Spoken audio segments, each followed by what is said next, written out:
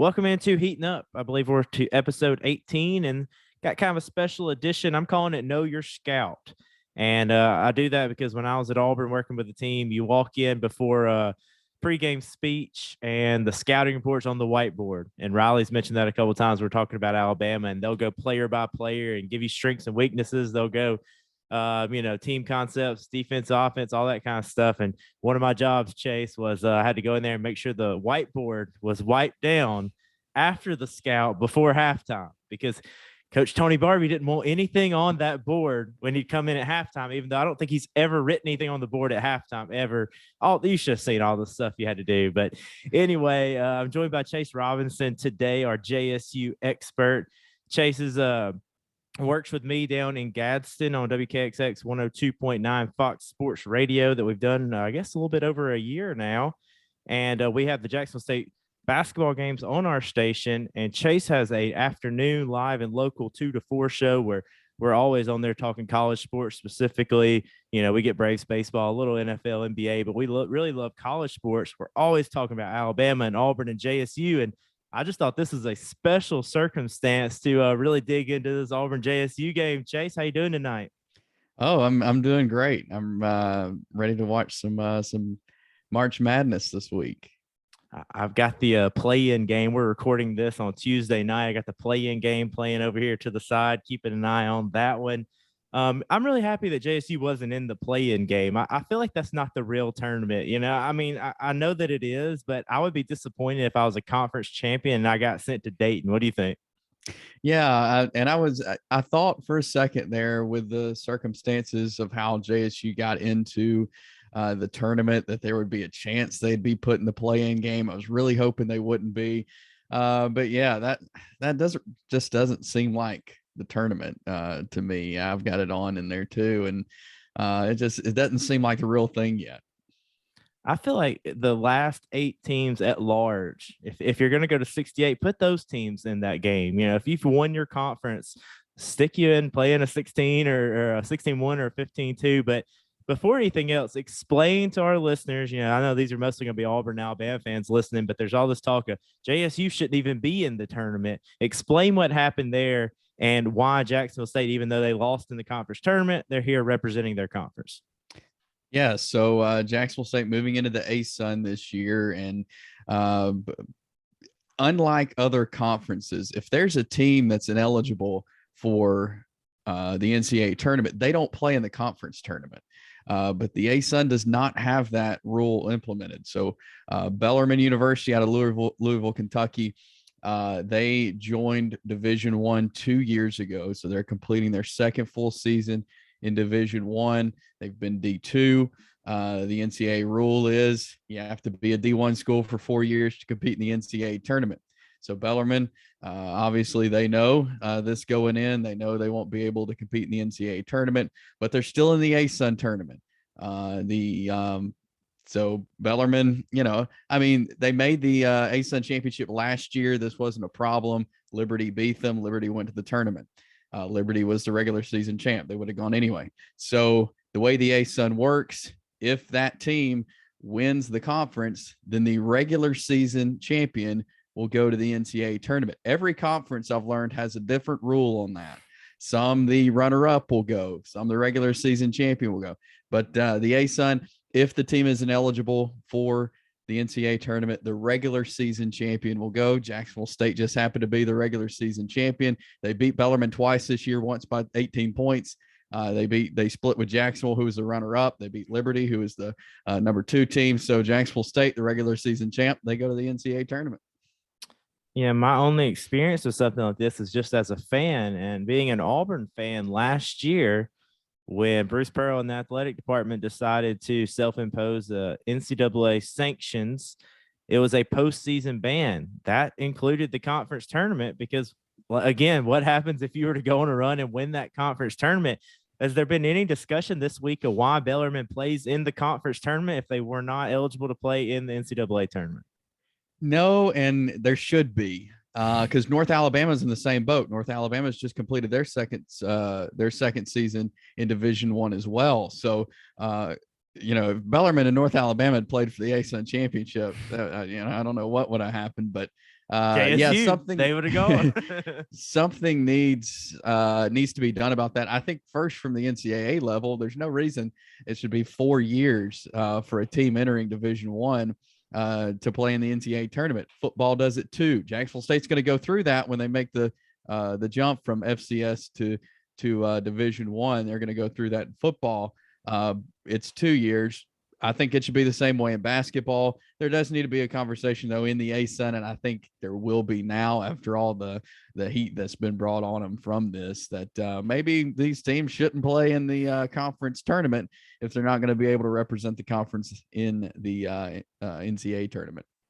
Do we know about the NIT? I know that bracket's already been revealed. There was some talk of Bellarmine going there, but then there are some smaller conferences that if you were the season winner and then you didn't win the tournament, you automatically get to go represent in the NIT. Is Bellarmine in the NIT, or is Jacksonville or anybody from the ASUN? So no, because Bellarmine would have been the team to go. They thought they were going, but because the NIT is also controlled by the NCAA, they also cannot go to the NIT. Coach Davenport was fully expecting to play in the NIT, knowing that he couldn't go to the NCAA tournament. He was completely settled with playing in the NIT, only to find out 2 days later that they are not allowed to play in the NIT as well. So it sounds to me like this situation with Jacksonville State, and then your alma mater at Fate getting to move on because the high school team, Oakwood, Abbott, or whatever, didn't get to play. Is if you kind of want Chase Robinson on your side, the rules seem to be following your team's way recently. Both my schools just happened to move on by very strange circumstances. I'm okay with it, though. I just wish they wouldn't have been in the tournament at all. I'm okay with it because they won Jacksonville State won the conference after 18, however many games there were in the regular season. I mean, really, these tournaments are kind of for fun and for money and for publicity and all that anyway. I mean, that doesn't tell you who the best team is in the field or who should go, who's the best team in the conference. So I'm okay with it. And let's go ahead and jump into this game a little bit.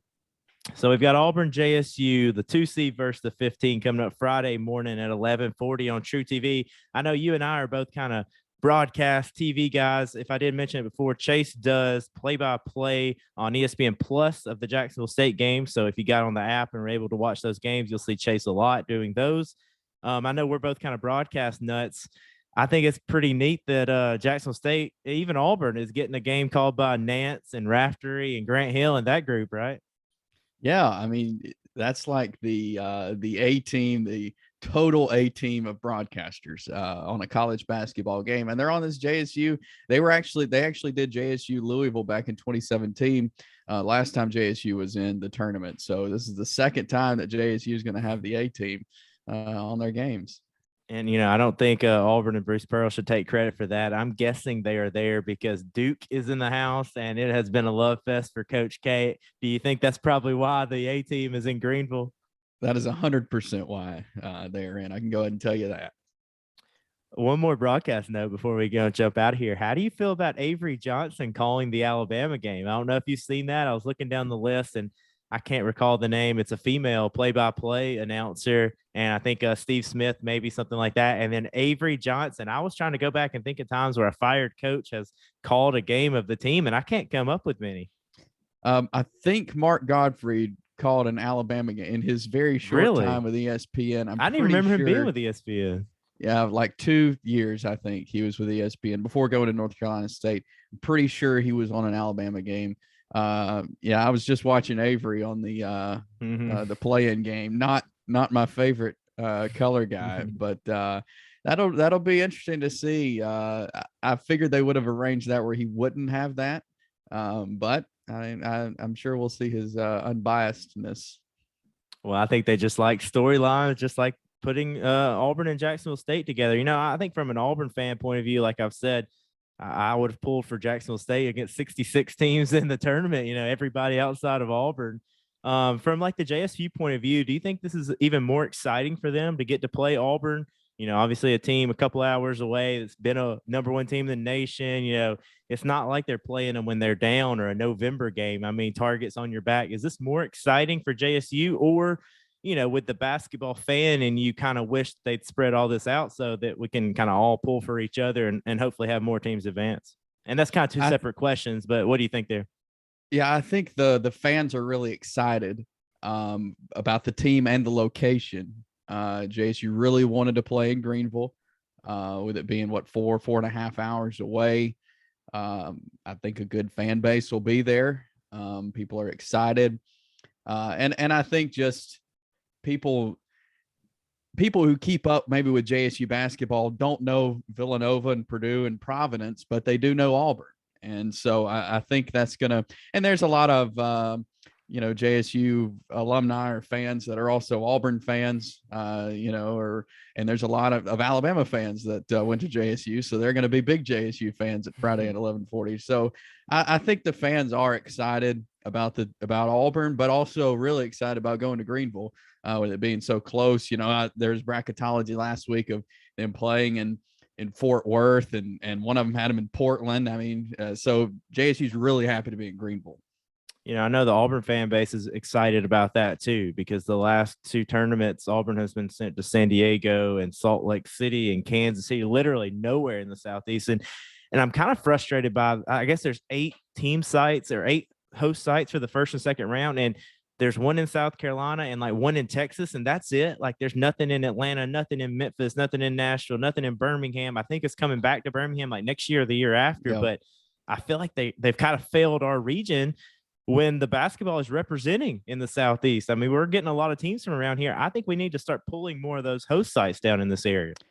Yeah, because you got Alabama going to San Diego, you got Kentucky going to Indianapolis, Auburn and JSU. I think Arkansas is going to Buffalo. Yeah, Arkansas is going to Buffalo. So yeah, they're putting them all over the place. I'm really confused on Jacksonville State and Auburn in the Midwest region playing in Greenville, South Carolina. Well, I like that they've done that, though. That's a change a few years ago to try to get more advantageous for the bigger school getting to do that. A lot of people kept telling me, if we're going to be in the South, we're going to be in Fort Worth or Greenville. I was like, that's not how it works anymore. They move that around, just your pod or whatever is in that area. So I like that. I've sworn off going to first and second round matchups because I used to go in there in Birmingham, and I've been a couple other times. I've been to Nashville to one, and when you go, you just miss so many other games because first and second weekend or first weekend, there's 4 games on at a time. And so if you go to that, you kind of miss some of the others. So I will plan to be in Chicago. If Auburn or if Jacksonville State makes it, I'll go to Chicago for that too. But I've sworn off the first and second round. I believe you're making the trip. Is that right? And tell me a little bit about what the radio station has planned for the next couple of days of programming. Yeah, so this is big for us. We carry Jacksonville State basketball. We talk a lot of JSU and Auburn basketball. So why not go be with the action? And they're going to have open practices for the media and press conferences on Thursday, and then of course Friday the game, and then some media availabilities following. So we want to be there and bring everything we can to the listeners to make you feel a part of this game. This is big for our area for this game. So we want to give the listeners as much content over the next couple of days as we can. I love it. We'll keep an eye on our podcast feed. We're going to be sharing everything from my personal one and, heating up the guys that we got, the Auburn, Alabama guys. We're going to be sharing it, but go to WKXX Fox Sports. We're on Apple Podcasts. We're going to be doing the show and putting it on social media everywhere. We're going to be live in the afternoons when we can, 2 to 4 on 102.9. So everybody, please keep an eye on that. I think you'll really like it. But let's jump into more storylines of the game. And I guess this is just the next storyline because there's so many here. It's the Bruce Pearl versus Ray Harper. You were sending me some clips. This was something I was looking up anyway because I was reading some quotes from Bruce Pearl. I haven't seen anything on Ray Harper, so jump in if he said anything about it. But these two coaches were rivals in Division II at Southern Indiana and Kentucky Wesleyan. Bruce Pearl won a national championship at Southern Indiana. And then Ray Harper came along a couple of years later, and it seemed like Harper and his squad got the best of Bruce Pearl and his squad for a few years before Bruce got that Wisconsin-Milwaukee job. I think 3 conference they were together for 5 seasons, and of those 5, Kentucky Wesleyan won the conference 3 times, and Southern Indiana just once. Any just kind of thoughts on those two coaches getting together? Bruce Pearl's quotes made it seem like it was like the Auburn, Alabama of D2. They really didn't like each other. Yeah, they did not. And I shared a clip with you earlier of those two in a game, a game that got a little heated. This was a huge rivalry, like you said. They didn't like each other on the court or off the court. And, when you look at D2, though, and I was talking to somebody earlier this week who was kind of laying out what it looked like, what that rivalry looked like. And Kentucky Wesleyan was they had way more resources. They're one of the winningest D2 programs in the country. So they had way more resources than Southern Indiana did, where Bruce Pearl was. And so the roles are kind of reversed now. Bruce Pearl has way more resources than Ray Harper. But back in the D2 days, Ray Harper had way more resources than Southern Indiana did back in those days. But yeah, it's these two good coaches, two really good coaches for where they're at. And Ray Harper, I've never seen Ray Harper show as much emotion as he did when they called out that JSU would be playing Auburn. He was fired up. And if I posted a video, I was with the team watching it, and I posted a video on Twitter, and kind of on the right side, you can see about half of him, his reaction, and he was pumped up. He wants a shot at Bruce Pearl and the Tigers. Auburn fans out there, keep an eye on that. I don't know if they'll lose the game, but that 16 points or whatever, 17 points, I don't know about it. That was the quote that jumped out to me from Bruce Pearl. Was right off the bat. He said, "I really don't know a lot about Jacksonville State." And then he paused for a minute. He said, "But I know a lot about Ray Harper." And so it'll be interesting. Bruce runs a lot of the same stuff that he's run from his days following Dr. Tom Davis at Stanford, and that flex action. Of course, he's added some stuff, but I'll be curious to see how much Harper already knows about his stuff. And I mean, that's one thing going into having a week off or whatever in between games, they will be over scouted. I mean, there are going to be some times where you need to dial back that scout because you just need guys to play. And I think that'll be interesting with teams knowing each other so well. I think these two teams have matched up like 12 times in its history, and I don't think JSU has ever won.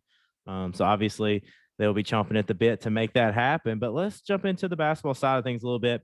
First, from the JSU point of view, I think I've got them at 21-10 on the season. Have they really gotten a big win? They didn't have a lot of those Power 5 conferences scheduled or games scheduled. I know they went to Wichita State beginning of the year and lost at the buzzer. They got beat by VCU, I believe, and then a close loss to Alabama. Are those kind of the three games that you can look back on and try to think of kind of equal talent level to an Auburn, or at least on that level a little bit? Yeah, those were definitely the biggest games they played, the biggest teams they played, and played Alabama great, played Wichita State great, played decent against VCU. But yeah, those and Coach Harper scheduled those on purpose just in case they made it to this point.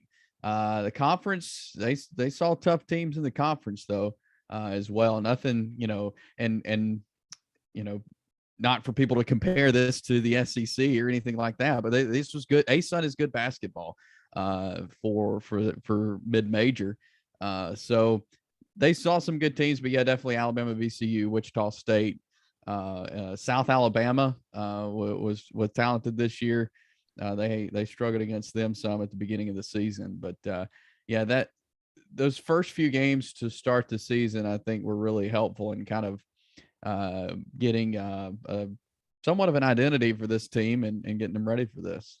So that was my next question, is identity. And I was looking back, and I'd say their best win probably at Liberty, a 10-point win at Liberty. That's a really good program, a program that's in the tournament quite a bit. But let's kind of jump into, tell us what the JSU identity is, because I'm just kind of looking at scores, and I listened to some games this year, and I kept up with your stuff. And so I really struggled to find what the identity was at Jacksonville State. They won some games, scoring some points in the high 80s. I think that win against Liberty may have been like 88-78 or something.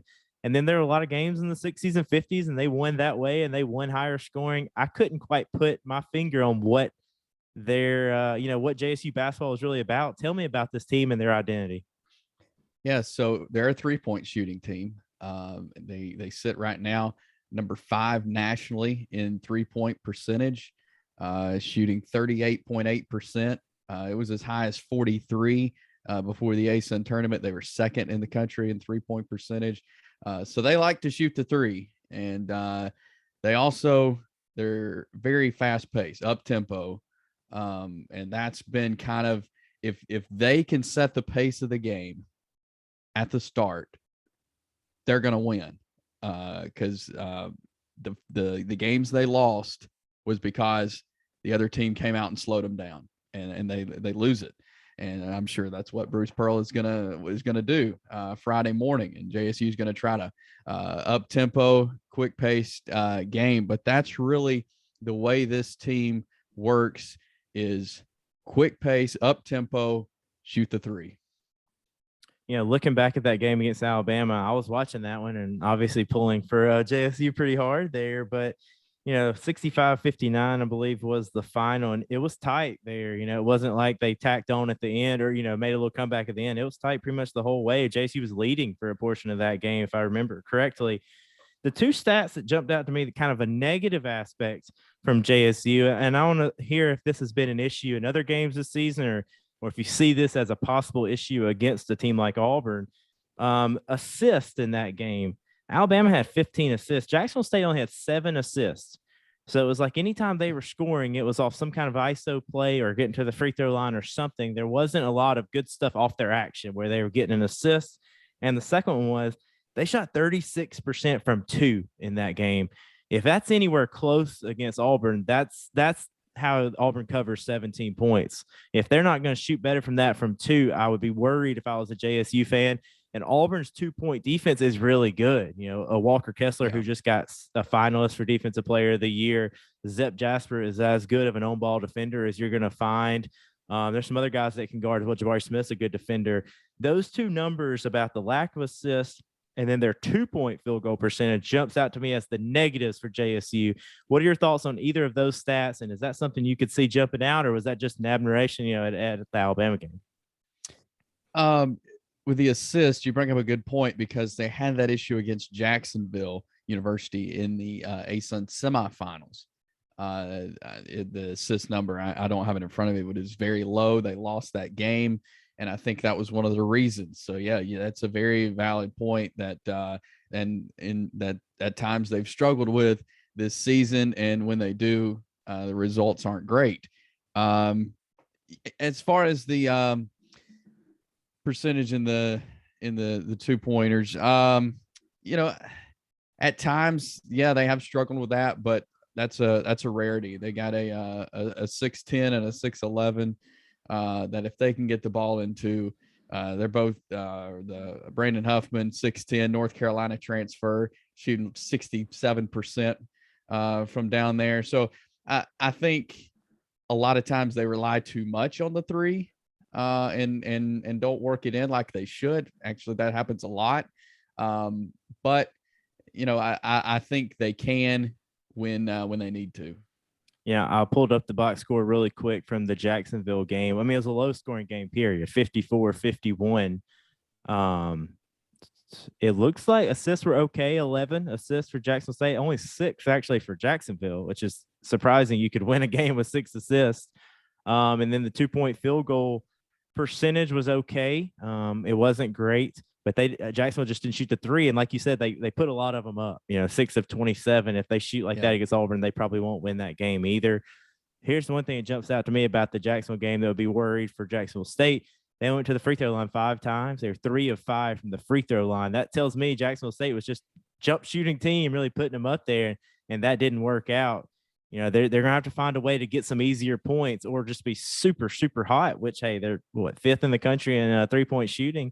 I can see it. Have there been games this year that you can recall where Jacksonville State did not shoot the ball well from 3, but they were still able to win the basketball game? Yes, against Kennesaw State in the quarterfinals of the ASUN tournament. They did not shoot well at all. If I recall, I want to say 16% from the 3-point line. But they were able to get it done, and that was 14 points from Maroš Zelesnak, 6'11". I was going to let you say that one later when I was going to ask you about a couple players. I said, I'm just going to let Chase go after that one. Yeah, and Brandon Huffman as well did great that game. So that was one of those games where, the threes weren't falling, but they were able to pound it inside and let those guys go to work. So, I think they can do both. It's just in the moment, they want to shoot the 3. And so we'll see what the game plan is on Friday. But I think they need to be ready for both, and then hopefully they're hitting both Friday. So let's jump into a few individual players. It looks to me like it's about a 7 or 8 man rotation, not super deep of a team for Jacksonville State, but they will play a few guys off the bench. And like you said, they've got some size to throw off the bench if necessary, type of thing. But the guy that jumps out to me is Darian Adams. You know, he was preseason player of the year, preseason, everything in the conference. He seems to have had a season that, you know, is up to standards. I think I've got him. He transferred from Troy. He started at Troy, and he started 2 straight years at Jacksonville State and scoring 15 points per game in both years. Tell me a little bit about Darian Adams if you're an Auburn fan and you've never seen him play. Yeah, he's a guy that can do it all. He's quick up the court. He can shoot the ball well. He sees the floor really well. There's a reason he brings the ball up the court every time. He sees it well. Plays really good defense. You mentioned 15.6 points per game, I want to say. He shoots the three really well. I mean, he'll shoot them deep too. And he's kind of the leader of the team, he's one of those guys that in the Kennesaw State game in the quarterfinals, he had 2 points at halftime and finished with 22. So he had a 20-point second half, or maybe around that. So he's a guy that even if he's not hitting him at the beginning, he's not going to stop, and he'll hit some. Really good player. He transferred from Troy, was a starter there, started both years there, and he's really hungry to lead this team as far as he can. And just talking with him the other night, he's ready for this challenge. He's a guy, he wants the best, and he's ready to lead the team out there. I really like Darian Adams. He's a super guy, and he's fun to watch too. So he's a guy that's going to have the ball in his hands. He's going to do some of the creating himself. He's going to bring the basketball up himself. You know, they set ball screens for him, like stuff is run for him. Yes. Yeah. And he'll be, if you're calling that game, you'll say Darian Adams' name more than anybody else on Jacksonville State's team. So let me ask you about, I've got kind of a trio of guards all written down, and I've got Adams listed at 6'3", like 200 pounds. He's a good sized guard. Yeah. But then there's a few guards, and a couple of them are a little smaller, which I think is going to be interesting because Auburn is not a super big team, but the bigger guards give them trouble. So I think this is kind of a good matchup if you're an Auburn fan. King and Finch. I've got King, Damari King at 10.7 points a game. Jalen Finch right at 9 points a game, like 8.8. 6 foot, 6'1". Tell me about those two guys. Yeah, I'll start with Finch. He's not a guy you'll say see in the points column a lot. There'll be nights where he doesn't score. But the dude can fly. Him and Adams are really, they work really well together. Very creative. You'll see both of them up top, setting screens for each other, working off the ball. Finch he's one of those guys. I mean, you meant he's one of the smallest on the court. Fantastic defense though. So he's the guy that's probably guarding Wendell Green at the top, going over ball screens, all that kind of stuff. Yeah, he's quick. Has quite a few steals on the season. He's sneaky. And I've been watching it as long as I've been doing the JSU games. 5 years now. He's been out there on the court. So I've kind of watched him from his freshman season on. He's been really fun to watch. Damari King doesn't start. He comes in pretty quick though. He's actually the number one 3-point percentage in the country. He shoots 46.2% from behind the 3-point line. He, as of the Jacksonville game, now holds the single season JSU school record with 84 made threes. He's a fantastic shooter. He's a small guy, super quick, can get around the screens. They get it to him and he drains them. And he's been really fun to watch as well. But yeah, he doesn't start, but comes in, gets a lot of minutes and a lot of points most of the time too.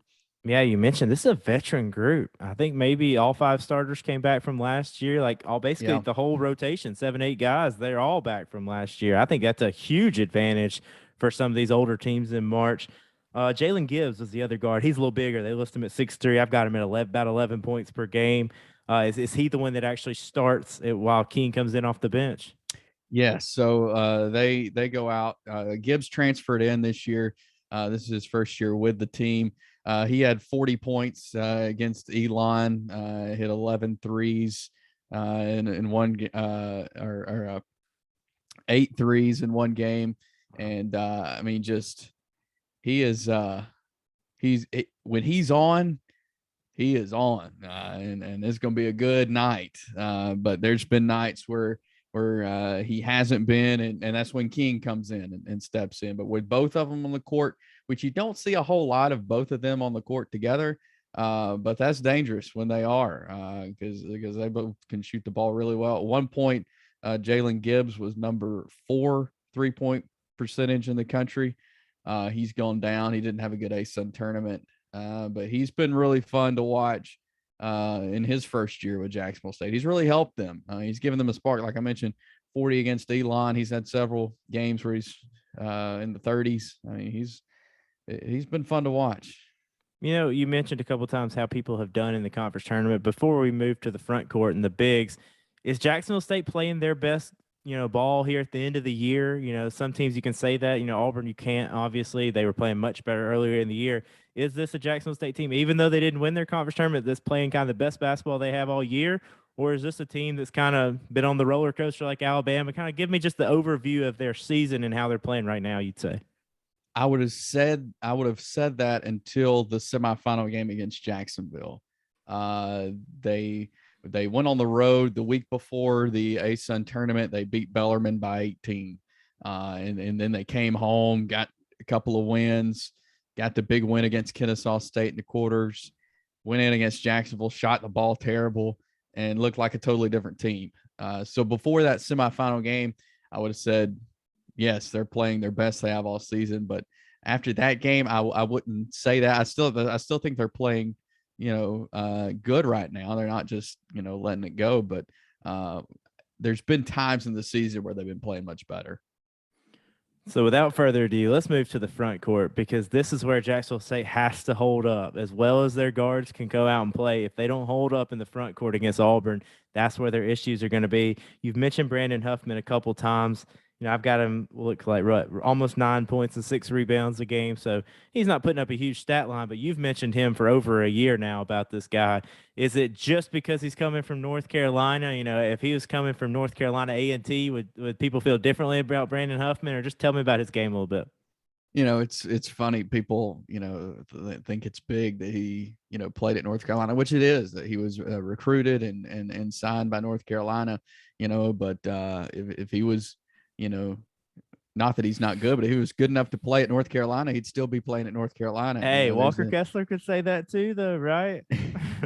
Yeah. And so I'm really glad he came to Jacksonville State, because he has really helped this team. He's a guy, I mean, he works hard.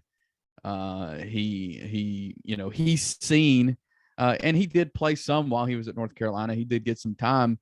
So he's seen some really good players come through there. So, I think he's excited about this game, and because of the challenge that he has. I mean, he's got a big challenge down there playing Auburn, and I'm excited to see what he can do. He's had some really good nights. He's also had some nights where, if he's going against another big guy, he just gets frustrated and can't do what he likes to do. So I think he's got to come out with a mindset of, this is going to be a big challenge, but he's got to work hard down there.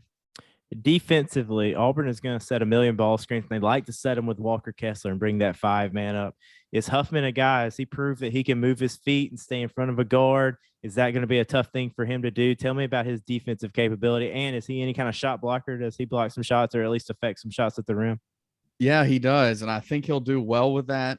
Yeah, I think he can handle that. Zelly Snack, the guy who you'll also probably see a lot of on Friday, cannot. That's going to be a struggle for him, is playing that way. But Huffman has great feet. He moves well for a big guy, and so I think he's up for that.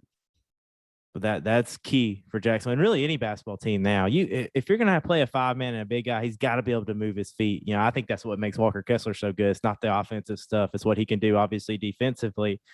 And I did want to talk about Huffman a little bit, but when I'm just looking at rosters and I'm looking at box scores, I'm going game after game after game. I mean, I think the key to this game is Kane Henry, right? He's a 6'7" guy is what they list him at. He is going to have the toughest matchup of the day going against Jabari Smith, a top 2 or 3 guy in the NBA draft. Jabari Smith, all you Auburn fans know, he can raise up and shoot it over anybody. He's 6'10". When he smells blood in the water, he starts getting after guys, and you better double team him. And what can Jacksonville State do with that matchup that can maybe is not a double team and try to hold up 1v1 there? Kane's really good, really good defender. I mean, that's going to be the toughest challenge of his career, probably, is on Jabari Smith. But I think he can handle it. He's very calm under pressure, and that's going to be a lot of pressure.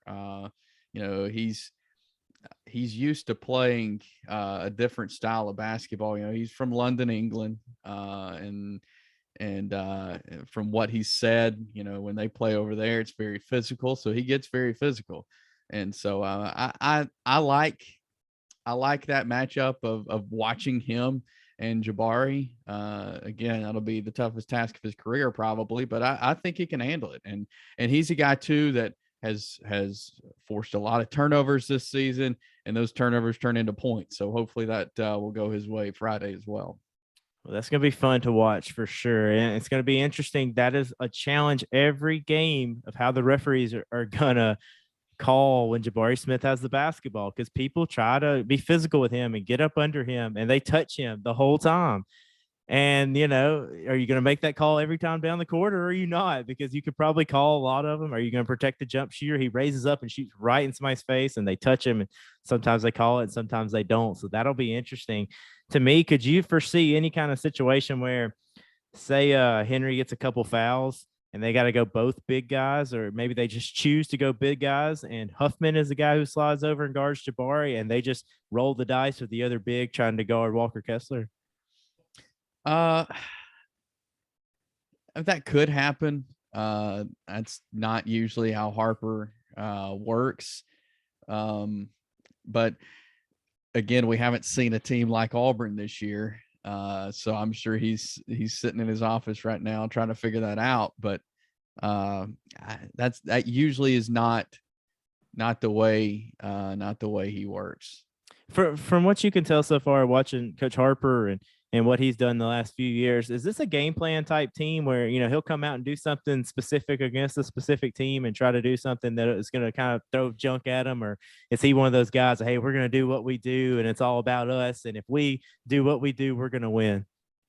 Yeah, so I have before every home game, when I do the broadcast, we have a meeting usually with his main assistant coach, and yeah, it's usually we're going to play our ball, and we know what we can do best, and so we're going to do those things. That's usually how it is for him.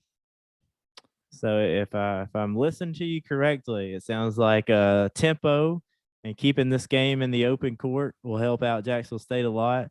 Now, Auburn's got some guards that can play in that too. Katie Johnson is a menace in the open court. He is going to get to the rim at all costs. So that's kind of a scary way for Jacksonville to want to play, and you wouldn't see most underdogs want to play that way. So I think that makes for an entertaining matchup on Friday morning. Yeah, and one other note is I know Wendell Green this Jacksonville State team has faced him several times in his time at EKU. They were in the conference together in the OVC, and I remember him coming to Jacksonville State last year and watching him play. So they've seen him before, at least one of the players on Auburn's team. I think he had a pretty good night, didn't he? I remember Craig coming in and telling us all about this guy. He was shooting from the logo or something. He did, yes. But they've seen him. They've seen him at least. So any other final notes, anything else you had written down in your notes or your scout, and you're thinking about what some Auburn fans or just basketball fans in general, if they've never seen Jacksonville State play, what they can expect on Friday morning? Yeah, I think one thing, and I've been telling people this, and I know when you see a 15 seed, when you see Jacksonville State written down, out of the ASUN, it's automatic, big win for the number 2 seed. But I do think this team deserves a lot of respect, this Jacksonville State team. And I think people should respect this team. They're really good. They shoot the ball well.